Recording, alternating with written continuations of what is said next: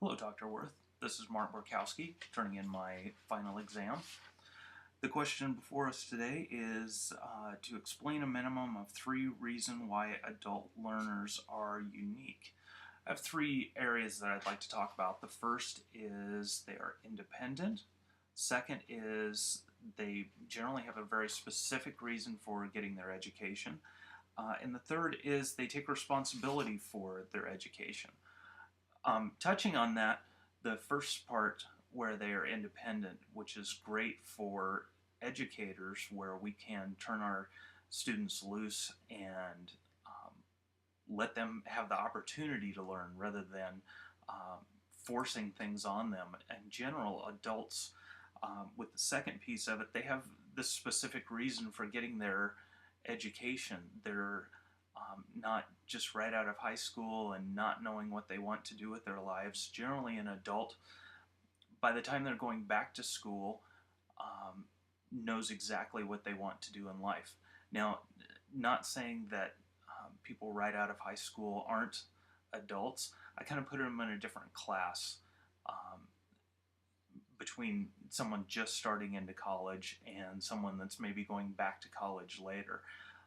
Kind of like in our master's program, we have a lot of people that are going back. And I think probably the benefit to us as educators with teaching people that are going back to school is that they have a lot more at stake.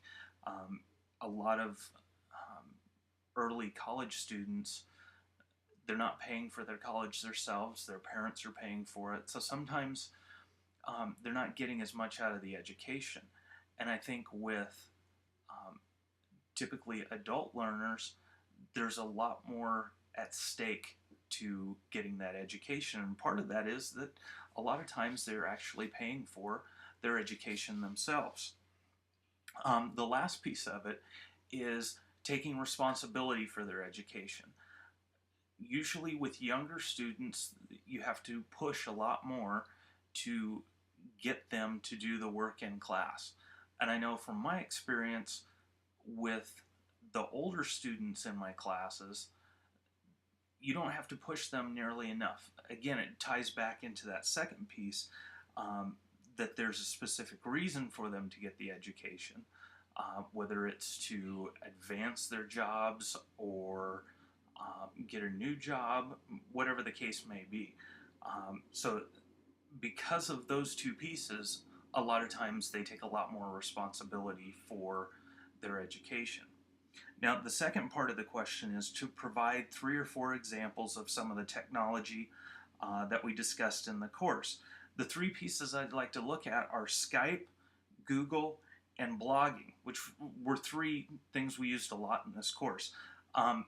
Skype, I think, is becoming huge for education, especially the newest version that allows you to have multiple screens going at once, where you're not limited to a one-on-one video. You can have 3 or 4 people that you're talking to at once, and that's been huge for educators, where we don't have to limit just talking to one student. We can have a group of students that we're talking to at once. The next piece, Google. Most people think of Google as just the search. I think of it as so much more than that, because there's great asynchronous tools, having the blogging, email, the pages, sites, everything like that. I use Google all the time for my students. But then it also ties in synchronous tools too. There's chat. I use Google Voice for my main phone number now, so my students call me on my Google Voice number. Last piece is blogging, which that's actually tied into Google too. Blogging for adult learners gives them a chance to, on their own, reflect back on what they've learned each quarter. And I'm really becoming a big fan of having my students start blogging to keep track of their learning. That way they also go back and read that later on as well. So I'm just about out of time, so thank you for a great class. I had a great time. Thanks.